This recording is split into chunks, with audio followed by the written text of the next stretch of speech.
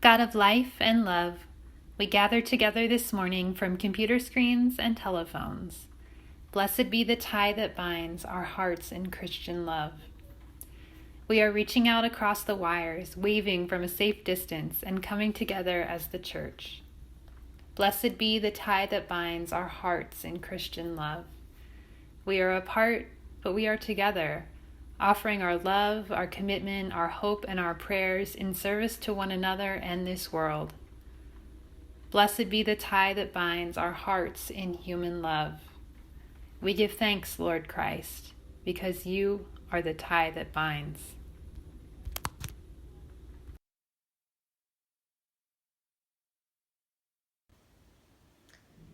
Good morning, Trinity. I'm Jenny Lyons, and our reading today comes from Psalm 23, one of my favorites.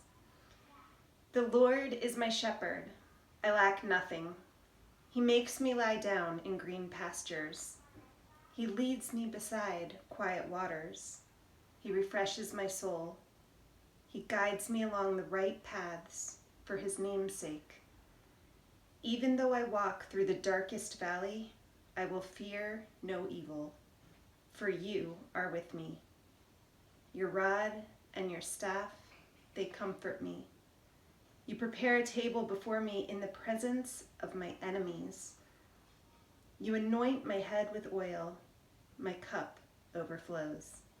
Surely your goodness and love will follow me all the days of my life, and I will dwell in the house of the Lord forever.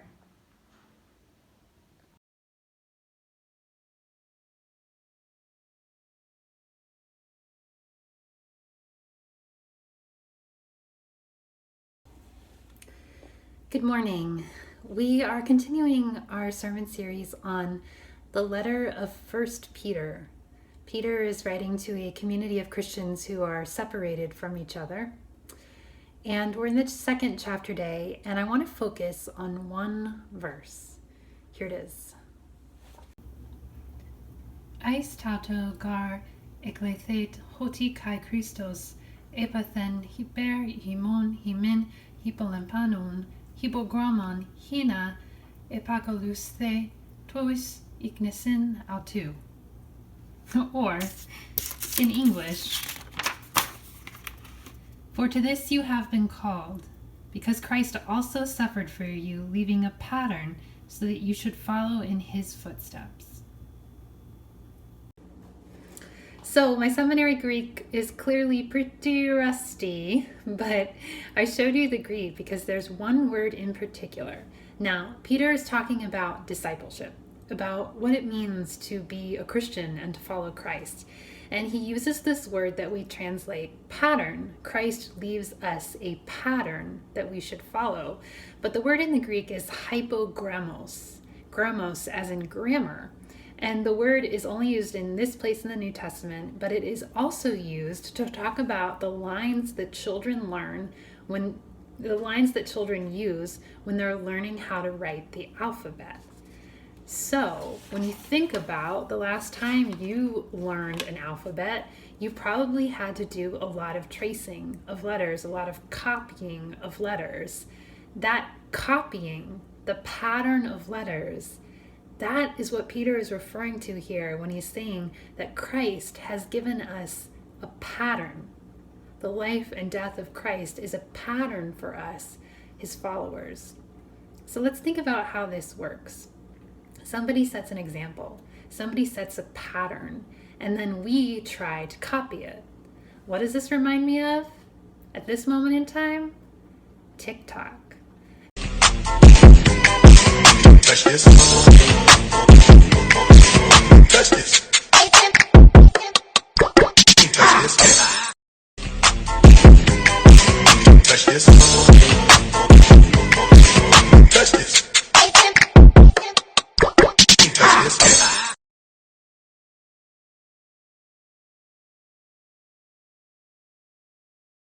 This word that Peter uses, hypogrammos, it's similar to the idea of the word meme. Do you know what a meme is? Memes are, well, in common day parlance, these like funny little graphics that we share on our computer screens that say funny things right now, mostly about the coronavirus. There have been some pretty great coronavirus memes out there. Well, the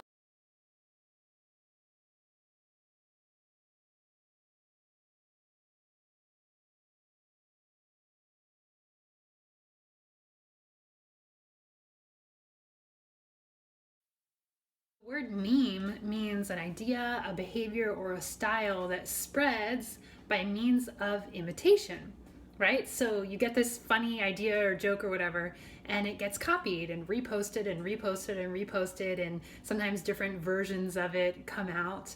And anyway, it's the way that an idea spreads. It's a meme. So the original memes were like melodies or catchphrases. The technology of building an arch was a meme, right? Something that was copied and then used throughout the world. So the disciples are like the original memes of Christ.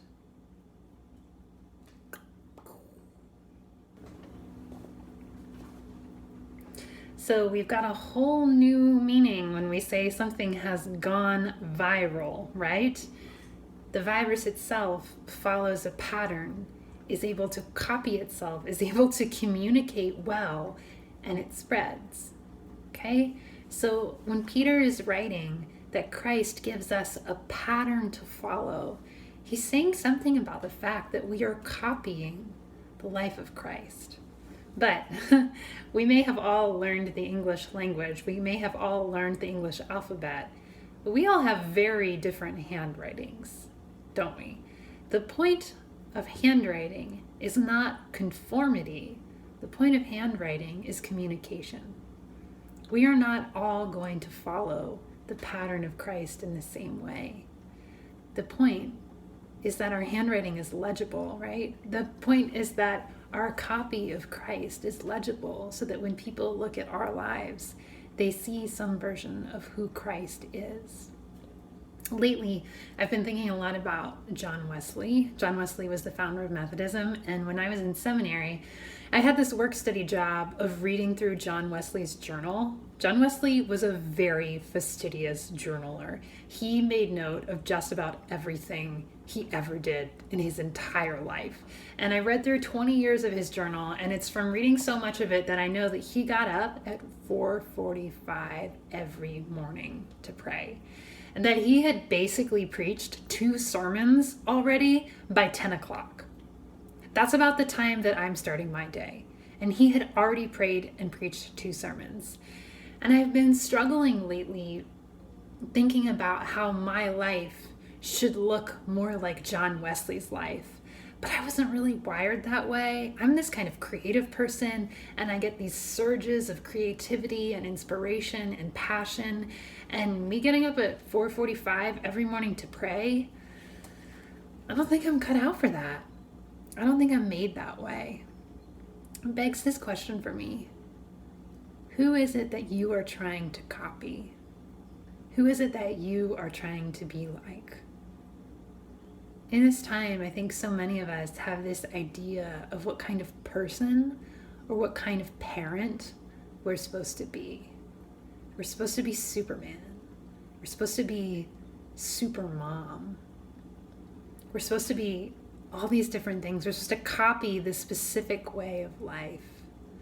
But Peter is really clear that it is Christ who has laid down the pattern for us to copy. Not John Wesley, not Supermom, not Superdad, but Christ. So then we have to ask ourselves, what is the pattern of Christ's life and Christ's death that I am being invited to mimic, to copy? Not with the same exact handwriting, but with my own handwriting, so that in living my life in this Christ-like way, I am communicating what God would have me communicate to the world. When we look at the life of Jesus and the death of Jesus as something that we want to copy, where do we even begin? Well, interestingly, when Peter is writing this letter, he's talking a lot about Jesus' death.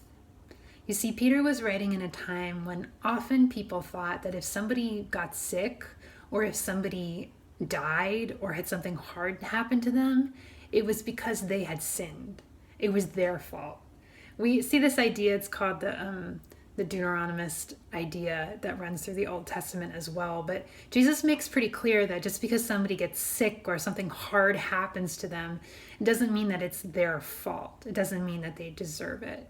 In fact, Jesus' life goes to show that when you do the right thing, when you act with peace and justice, sometimes you end up suffering all the more for it. We would call this righteous suffering. And we see that in Jesus on the cross. He comes to spread this kingdom of peace and beauty. He comes to teach us how to love our neighbors. And what do? We kill him. We take his life. And in the eyes of the world, Jesus looks weak. He looks like a total failure. He looks like not the kind of superhero you want to dress up as on Halloween. And yet, Peter is telling us that Jesus is the one we should mimic. Jesus is the one we should copy, even when it comes to his righteous suffering.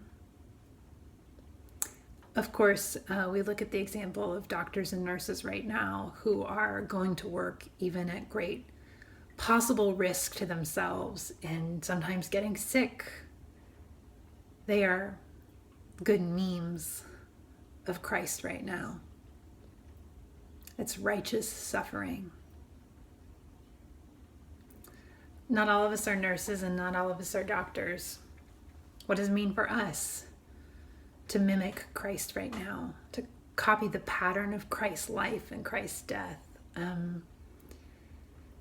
think the point is that we're following the example of Christ and we're not following the example of super dad or super mom or super business person.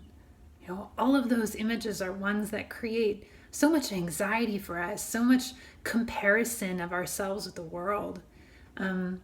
Those images give us the idea that we need to be perfect, that we need to be superhuman, that we need to be like God.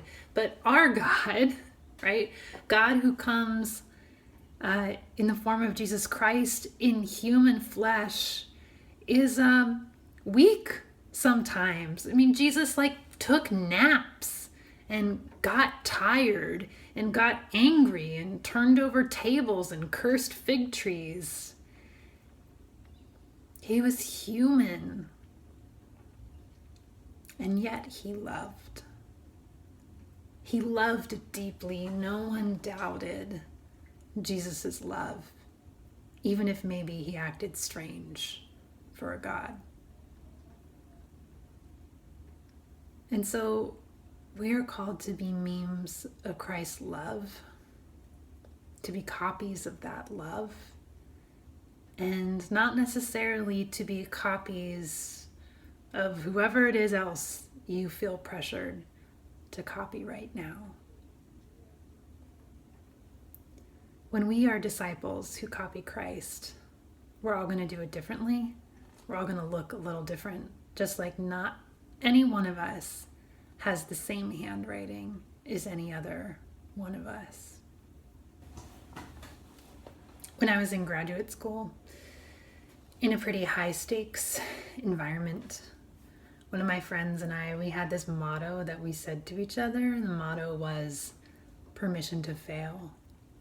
We were always giving each other permission to fail in an institution that made it feel like failure was the worst possible thing. And we look at Jesus' death on a cross. As Christians, we know that was a strange victory, right? We know that Christ did not fail on the cross. Christ defeated death on the cross. But in the eyes of the world, and even in the eyes of his disciples that day, it looked like failure. And so if you are feeling a sense of failure right now about yourself, and your mood or your parenting or your creativity or whatever it is in this time, I just want to say permission to fail. We never know the full extent of our love and the way that God can look on it and see beauty and grace in it, even when all we see is failure. God's resurrecting power can take the little that we have to offer in our human frailty and in our human weakness and make it more than enough. I keep thinking of the story of the woman called Mary of Bethany, who just before Jesus dies, she is at the dinner table with them and all the disciples, and she takes this jar of very expensive oil, perfume.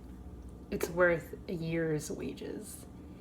And she pours it out on Jesus's feet and washes his feet with her hair. And everyone is like, what?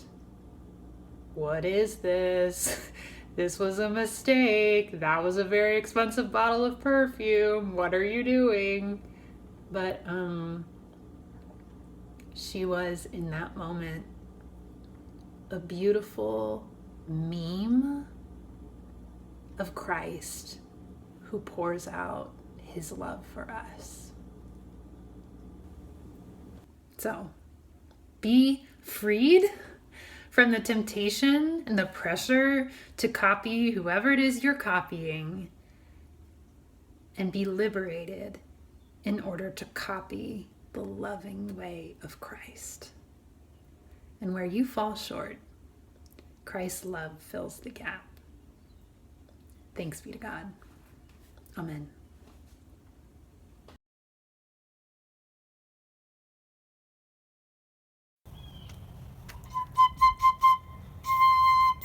Okay, ready?